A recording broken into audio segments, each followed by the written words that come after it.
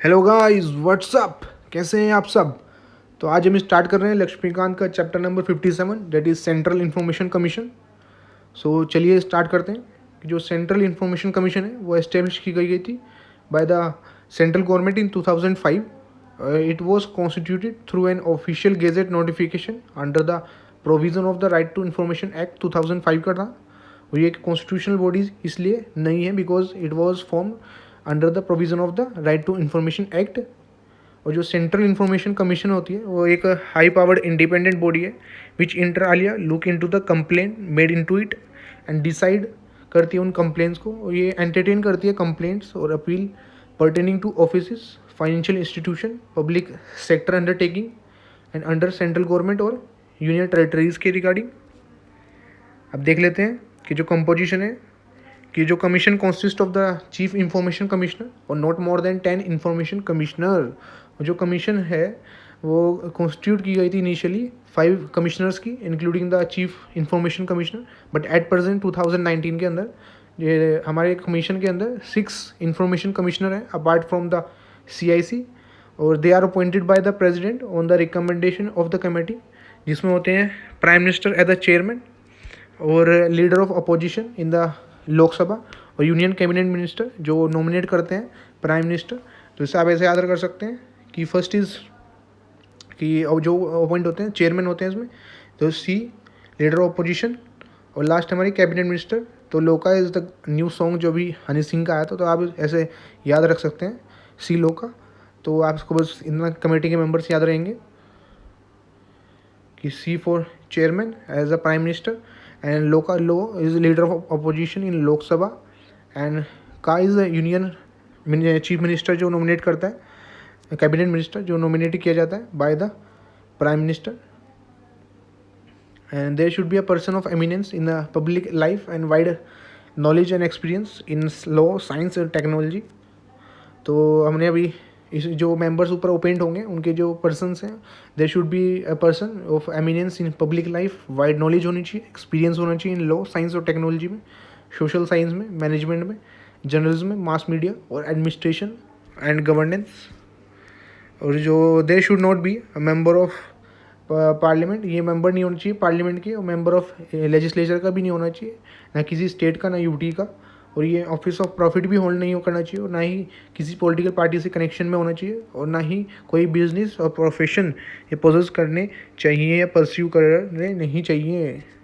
दोबारा एक बार रिवाइज कर लेते हैं इनकी कंपोजिशन कि जो कमीशन कंसिस्ट होती है chief information commission CIC and not more than 10 IC that is information commissioner. Initially ये जो कॉन्स्टिट्यूट हुई थी उसमें 5 कमिश्नर थे including CIC, but at present 2019 में हमारे पास 6 IC हैं, डेट इज़ 6 इंफॉर्मेशन कमिश्नर हैं अपार्ट फ्रॉम CIC। और जो अपॉइंट किए जाते हैं हमारे प्रेसिडेंट साहब के द्वारा ऑन द रिकमेंडेशन एक कमेटी के द्वारा। उस कमेटी में कौन कौन होता है, उसमें हमारे प्राइम मिनिस्टर होते हैं as a chairperson, and leader of opposition जो होते हैं वो होते हैं in the Lok Sabha, and union cabinet minister जो होते हैं वो नॉमिनेट किए जाते हैं by the prime minister. And they should be a person, ये जो मेंबर्स होते हैं ये ऐसे पर्सन होने चाहिए जिनका पब्लिक लाइफ में वो एक पर्सन होना चाहिए, एक मान सम्मान है, वाइड नॉलेज है, एक्सपीरियंस है लॉ, साइंस, टेक्नोलॉजी का, सोशल सर्विसेज का, मैनेजमेंट का, जर्नल का, मास मीडिया का, एडमिनिस्ट्रेशन का और गवर्नेंस का। और ये मेंबर नहीं होने चाहिए किसी भी पार्लियामेंट के, स्टेट लेजिस्लेचर के इनकी और यूटीज़ के भी। और दे should not hold any office of profit, और कनेक्ट भी नहीं होने चाहिए किसी पॉलिटिकल पार्टी से, और ना ही कोई बिजनेस और प्रोफेशन ये परस्यू कर रहे हों। अब टेन्योर और सर्विस कंडीशन देख लेते हैं कि जो CIC है और IC वो होल्ड करता है ऑफिस फॉर सच टर्म जो प्रिस्क्राइब की जाती है सेंट्रल गवर्नमेंट द्वारा, और until they attain the age of 65 years, जो विच एवर इज़ अर्लियर। और ये एलिजिबल नहीं होते for the reappointment. Very important, जो प्रेसिडेंट है वो रिमूव कर सकता है CIC को और IC को from the office under the following circumstances. कि फर्स्ट है if is adjudged in insolvent, अगर वो बैंकक्रप्ट हो गया, और second if he has been convicted of an offence which in the opinion जो प्रेसिडेंट है एक मॉरल ट्रिपटाइट है, और कि अगर वो एंगेज है ड्यूरिंग द टर्म ऑफिस के दौरान किसी पेड एम्प्लॉयमेंट में outside the duties of his office, और if he is in the opinion of the president unfit है कि वो कंटिन्यू करे अपने ऑफिस को due to infirmity of mind और बॉडी। ये है कि if he has acquired such financial और other interest as likely to जो इफेक्ट कर रहा है prejudicial in their official functions. और इन एडिशन टू दिस जो प्रेसिडेंट है वो रिमूव कर सकता है CIC को और किसी भी IC को on the ground of prove misbehaviour और इनकेपेसिटी। लेकिन इस केस में जो प्रेसिडेंट को मैटर रेफर करना पड़ेगा सुप्रीम कोर्ट के पास फॉर द इंक्वायरी। अगर सुप्रीम कोर्ट इंक्वायरी के बाद अपहोल्ड कर देती है for the cause of removal तो एडवाइस कर देती है तो जो प्रेसिडेंट साहब हैं वो CIC को और IC को रिमूव कर सकते हैं। और जो सैलरी और अलाउंसेस और अदर सर्विस कंडीशन है जो CIC और IC की shall be such as prescribed by the central government but this can not be varies to his disadvantage during his service. Very important जो इसकी सर्विस कंडीशंस है वो determine की जाती हैं सेंट्रल गवर्नमेंट द्वारा। पावर और फंक्शन देख लेते हैं कि जो पावर और फंक्शन है सेंट्रल इंफॉर्मेशन कमीशन के कि it is the duty of the commission to receive an inquiry into the complaint from any person. First कौन सा who has not been able to submit any information जो submit नहीं कर पा रहा है अपनी इन्फॉर्मेशन रिक्वेस्ट कर इन्फॉर्मेशन की रिक्वेस्ट को because of non appointment public official का। सेकेंड है कि जो who has been refuse information जो उसने इन्फॉर्मेशन रिक्वेस्ट की है उसको देने से मना कर दिया गया हो इन केसेस में।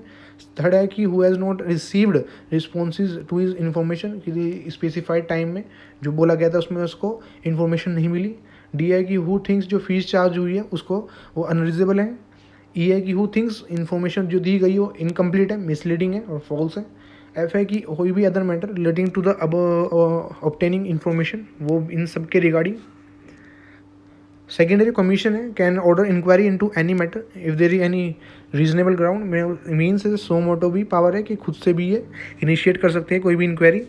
थर्ड है कि वाइल इंक्वायरिंग जो कमीशन है उसके पास सिविल कोर्ट की पावर होती है in respect of the following matters. First is summoning और enforcing attendance of any person और उनको एविडेंस के लिए कंपेल करना compelling them to give oral और रिटन एविडेंस ऑन ओथ और प्रोड्यूस करे डॉक्यूमेंट डिस्कवरी इंस्पेक्शन कर सके किसी भी डॉक्यूमेंट का रिसीव कर सके एविडेंसेस को ऑन एफिडेविट रिक्विजिशन किसी भी पब्लिक रिकॉर्ड का फ्रॉम एनी कोर्ट और office issuing summon for the exam करना विटनेसेस को और उसके डॉक्यूमेंट का और कोई भी मैटर विच में बी प्रिस्क्राइब। फोर्थ है कि ड्यूरिंग इंक्वायरी किसी कंप्लेन की जो कमीशन है वो में एग्जामिन कर सकती है किसी भी रिकॉर्ड को विच इज़ जो किसी भी दूसरी पब्लिक अथॉरिटी के अंडर में है। No such record may be withheld from it on any ground. दूसरे शब्दों में कहें जो पब्लिक रिकॉर्ड हैं सभी must be given to the commission during inquiry for examination. Fifth जो कमीशन है उसके पास पावर है कि वो सिक्योर कर सकती है to secure compliance of its decision from public authority. This include providing access to information in a particular form. B है कि वो डायरेक्ट कर सकती है पब्लिक अथॉरिटी को कि वो अपॉइंट करे पब्लिक इन्फॉर्मेशन ऑफिसर जहाँ पे वो एग्जिस्ट ना करता हो। पब्लिशिंग इन्फॉर्मेशन और कैटेगराइजिंग इन्फॉर्मेशन के रिगार्डिंग भी ये बोल सकती है और making necessary changes to the practices relating to the management maintenance and destruction of records. ये है एनहेंसिंग ट्रेड जो ट्रेनिंग प्रोविजंस होते हैं ऑफिशियल्स की on the right to information regarding उन्हें एनहेंस करना। एफ है कि seeking an annual record from the public authority on compliance of this act. ये भी CIC मांग सकता है पब्लिक अथॉरिटी से रिपोर्ट की वो सबमिट करें उनको एनुअल। जी है कि requiring public authority to compensate for any loss और अदर डिटरमेंटल सफर्ड बाय जो एप्लीकेंट्स हैं उसने जो भी कुछ उसका नुकसान है उसका कंपनसेट करने के लिए भी पब्लिक अथॉरिटी को CIC बोल सकता है और इम्पोज कर सकता है पेनल्टीज इस एक्ट के तहत। आइए रिजेक्टिंग कर सकता है एप्लीकेशन को भी रिजेक्ट कर सकता है। सिक्स्थ जो कमीशन है वो सबमिट करता है एक एनुअल रिपोर्ट सेंट्रल गवर्नमेंट को ऑन द जो भी इम्प्लीमेंटेशन उसने इस एक्ट के थ्रू ली है on the of the provision of this act. जो सेंट्रल गवर्नमेंट होती है इस रिपोर्ट को प्लेस करती है before the both the house of the parliament. और when a public authority does not conform to the provision इस एक्ट के द कमीशन में record to that authority steps which ought to be taken for promoting such conformity। जो कोई भी public authority ये provision है इसके हिसाब से नहीं चलती जो कमीशन है वो स्टेप्स रिकमेंड करती है उसका अथॉरिटी को जो date ought to be taken for promoting that such conformity उस कन्फर्मेशन के हिसाब से चलने के लिए जो जो स्टेप्स चाहिएंगे वो रिकमेंड कर दिए। अब देख लेते हैं कि कौन सी कमीशन किस मिनिस्ट्री के अंडर फॉलो हो रही है कि जो CIC हम पढ़ रहे हैं that is under ministry of personnel. Finance commission हमारी ministry of finance. UPSC under ministry of personnel. Inter state council under ministry of home affair, staff selection commission SSC under ministry of personnel also, और जो national commission for SC है हम already पढ़ चुके हैं, ministry of social justice and empowerment. अब national commission for ST is ministry of tribal affair, ये भी हम पूरा चैप्टर कंप्लीट कर चुके हैं। अब central vigilance commission ministry of personal, zonal council ministry of home affair, तो याद रखेंगे इंटर स्टेट काउंसिल पढ़ चुके हैं। फिर जोनल काउंसिल ये आ रही है मिनिस्ट्री ऑफ होम अफेयर के अंदर, बिकॉज इंटर होम की बात चल रही है हमारे कंट्री के स्टेट की। सेंट्रल ब्यूरो ऑफ इन्वेस्टिगेशन ये अगेन मिनिस्ट्री ऑफ पर्सनल, और नेशनल इन्वेस्टिगेशन एजेंसी NIA ये भी मिनिस्ट्री ऑफ होम अफेयर देखता है। 12th है commissioner for linguistic minority, it is under ministry of minority affair, ये चैप्टर हम कंप्लीट कर चुके हैं। और national commission for protection of child right is under ministry of women and child development. 14 है कि national commission for backward classes, तो ये again comes under ministry of social justice and empowerment. 15 है central commission for disabled person, ये आती है ministry of social justice and empowerment के अंदर। 16 है सेंट्रल सोशल वेलफेयर बोर्ड, तो ये आती है ministry of women and child development में के अंदर। 17 है नॉर्थ ईस्ट काउंसिल, तो ये आती है ministry of development of north east region. तो ऐसे ही सेंट्रल जो हमारा एडमिनिस्ट्रेटिव ट्रिब्यूनल है पढ़ चुके हैं, मिनिस्ट्री ऑफ पर्सनल के अंदर है। National commission for minority is ministry of minority affair. NHRC हमारा ministry of home affair. National commission for women it's under ministry of women and child development. GST council हमारी ministry of finance, ये direct है। Lokpal ministry of personal में आता है। National जो investigation है ये होम अफेयर में ही आएगी। और नए चैप्टर्स ऐड हुए हैं भी, national disaster management authority ministry of home affair के अंदर आती है। और जो ये लास्ट के जो 5 मैटर्स हैं ये सब ministry of law and justice के अंदर आते हैं, that is attorney general, solicitor general, law commission India की, इलेक्शन कमीशन और डिलिमिटेशन कमीशन ऑफ इंडिया। तो गाइज हमारे चैप्टर